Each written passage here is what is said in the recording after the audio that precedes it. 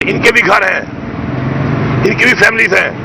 اگر آپ غیر قانونی طور پہ کسی کے گھر کے اندر جاؤ گے، غیر قانونی طور پہ کسی کی فیملی کو ہراساں کرو گے، تو یہ ضرور سوچو کہ تمہارا بھی گھر ہے، تمہارے بھی بچے ہیں، تمہاری بھی فیملیز ہیں.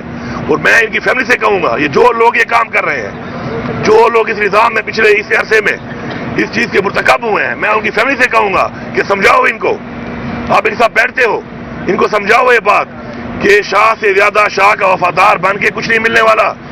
اور جو حرکتیں یہ کر رہے ہیں، ان حرکتوں کو کرنے سے یہ کسی کو منہ دکھانے کے قابل نہیں رہے. اگر لوگ ان کو منہ پہ نہیں کہتے کچھ، لوگوں کو سمجھو، لوگوں کے چہرے پڑھو، لوگوں کی آنکھیں پڑھو. یہ کوئی کمنٹ کرے اس کو اٹھا لو، کوئی بات کرے اس کو اٹھا لو. اس طریقے سے کسی کا منہ بند نہیں کیا جا سکتا. انشاءاللہ جب تک حقیقی آزادی نہیں ملے گی، انشاءاللہ ہم ڈٹے رہیں گے، ہم کھڑے رہیں گے اور یہ جنگ جاری رہے گی. آپ قوم کی زبان بند کر سکتے ہیں عارضی طور پر، لیکن مکمل طور پہ بند نہیں کر سکتے. عوام جس طرح نکلی 8 فروری کو، جس طرح عوام نے ووٹ دیا اور عوام نے جواب دیا اس نظام کے خلاف، وہ ایک ان کے لیے اشارہ ہے. اب اشارے پہ سمجھ جاؤ. اور ہمیشہ میں کہتا ہوں کہ اصلاح کرنے کو جو تیار ہے، ہمیں خوشی ہے اس بات کی. ہمارا مذہب یہی کہتا ہے. اور جو اصلاح کے لیے تیار نہیں ہے، وہ پھر سزا کے لیے تیار رہے. سر گڈھا صاحب فضل الرحمان کے ساتھ آپ بیٹھنے کے لیے بھی جو ہے نا کوششیں کر رہے ہیں کہ جو آپ کا مینڈیٹ چوری ہو اس پہ بات کریں. وہ کہتے ہیں میرا مینڈیٹ ہی چوری اے پی میں ہوا ہے، تو پھر آپ اس کے ساتھ کیسے الائنس کریں گے؟ دیکھیں، مینڈیٹ چوری اس کا ہوتا ہے جس کا کوئی ووٹ ہو، جس کا گھر میں ہی ووٹ نہ ہو. آپ ایسا کریں، آپ ایک سروے کر لیں ڈی خان جا کر کہ لوگوں کو ڈی آئی خان میں لوگوں کو پکڑ کے کس کی پارٹی میں لے جایا گیا. اس مولانا کی پارٹی میں لے جایا گیا، پکڑ کے زبردستی جوائن کروایا گیا، زبردستی پروگرام کروایا گیا. یہ کہہ رہے میں نے چوری ہوا ہے. میری پھر ریکویسٹ ہے، میں آج پھر یہاں کھڑا ہوں. ابھی یہ الیکشن ہو رہا ہے 21 تاریخ کو. آپ کا بھائی اپنے کاغذات جمع کرا کے بھاگ کیوں گیا؟ الیکشن سے کیوں بھاگ گیا؟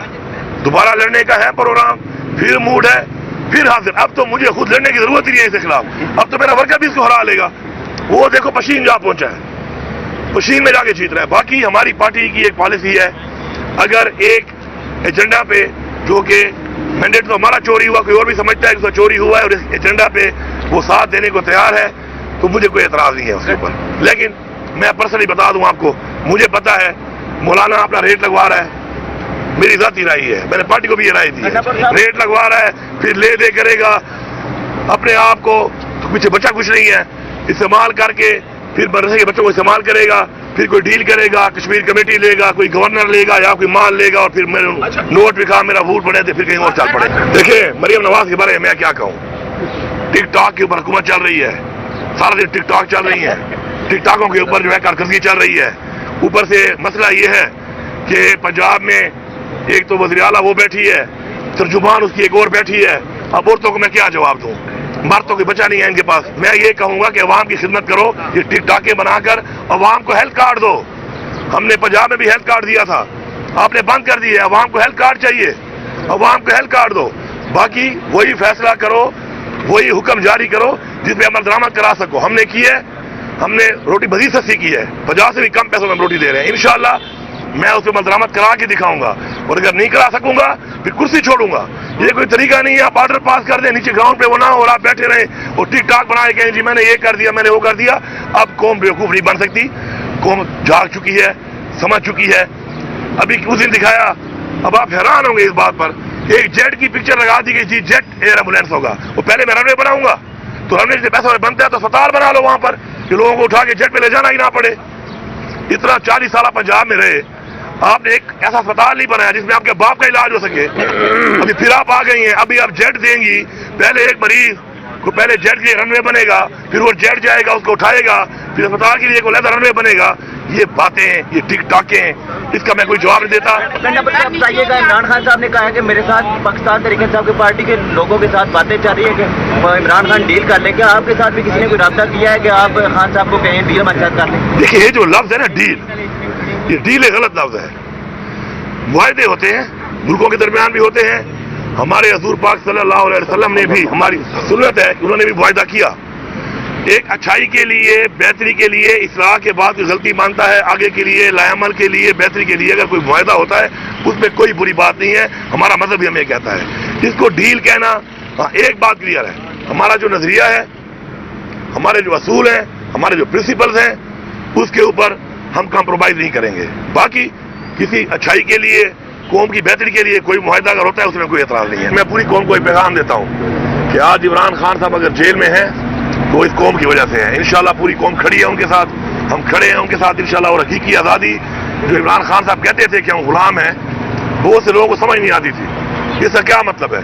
قوم نے دیکھ لیا کہ ہمیں اس طرح کا غلام بنایا گیا تھا کہ مرضی سے ایک پارٹی میں نہیں رہ سکتے ہو، اپنی مرضی سے کسی پارٹی کا جھنڈا نہیں اٹھا سکتے ہو، کسی پارٹی کی ٹکٹ پہ اپلائی کرو گے تو آزاد مسلط ہوں گے. اور اگر عمران خان جیسے لیڈر کے نشان پہ آزاد سیاست سے بھی لڑو گے تو فارم 45 کو چینج کر کے فارم 47 میں ہروا دیے جاؤ گے. تو یہ ہوا ہے اس ملک میں، یہ نظام ایکسپوز ہو چکا ہے، مزید ایکسپوز ہو رہا ہے. جو غلطیاں ہوئی ہیں میں یہی کہوں گا کہ ان کی معافی مانگ کر صحیح راستے پر چلیں، قوم کو مزید اندھیروں میں نہ دھکیلیں. کیونکہ اس وقت آلریڈی PDM-1 کا جو ایک ایکسپیریمنٹ ہوا اس کا رزلٹ آپ کے سامنے ہے کہ ملک کہاں سے کہاں چلا گیا. اس کے بعد ایک انٹرم گورنمنٹ، اس نے جو حالات اس ملک میں بنائے وہ بھی آپ کے سامنے ہے. اب پھر PDM-2 ایک اور تجربہ. یہ قوم مزید تجربے برداشت نہیں کر سکتی. جو مہنگائی، بے روزگاری، اکانومی کے حالات، امن و امان کے حالات ملک کے بن چکے ہیں، ہوش کے نہ کھلنے اور ملک کی سوچیں بجائے لندن پلان، کبھی کون سا پلان، یہ کر کے جو ملک میں آپ لوگ کر رہے ہیں تجربے، اس سے نکلیں اور قوم کی سوچیں، اس عوام کی سوچیں. 25 کروڑ عوام اس وقت مسائل میں ہیں، ان کے حل کے لیے سوچیں. Thank you. صاحب یہ بتائیے گا کہ آج مختلف کیسز میں آپ نے پیروی کی وزیر اعلیٰ صاحب کی، تو کیا ریلیف ملا ہے اور عدالتوں سے کتنا امید ہے؟ آج تو میکسیمم اس میں حاضریاں ہوئی ہیں، کوئی آرگومنٹس وغیرہ نہیں ہوئے. 27 اپریل کی یہ ڈیٹ ہوئی ہے نیکسٹ، تو انشاءاللہ امید ہے کہ 27 اپریل کو آرگومنٹس ہوں گے. تو آج تو سمپل ایڈجسٹمنٹ ہوئی ہے اور حاضری ہوئی ہے CM صاحب. راجد صاحب مجھے ایک چیز کا فرق بتائیے گا، کیونکہ آپ قانون دان ہیں، کہ ایک طرف وزیر اعلیٰ صاحب جو ہے خود آ کے پیش ہو رہے ہیں، دوسری طرف لوگ بیماری کا بہانہ بنا کے سالوں گزارتے ہیں، جلاوطنی خود ساختہ جلاوطنی کر کے پھر آتے ہیں. تو یہ ان دونوں میں فرق بتائیے گا. دیکھیں جی، گزارش یہ ہے کہ میں 27 ایئر سے پریکٹس میں ہوں، میں ان کا وکیل ہوں. میں نے انہیں یہ کہا ہے کہ جناب ہم نے پوری طرح عدالتوں کا احترام کرنا ہے، عدالتوں میں پیش ہونا ہے، اور کسی ڈیٹ کے اوپر بھی ہم نے کوئی بہانہ سازی نہیں کرنی. ایک ریاست کا ایک نظام ہے، اس میں صحیح ہے غلط ہے جو بھی ہے وہ ٹرائل ہوگا، دیکھی جائے گی جب ایویڈنس آئے گی.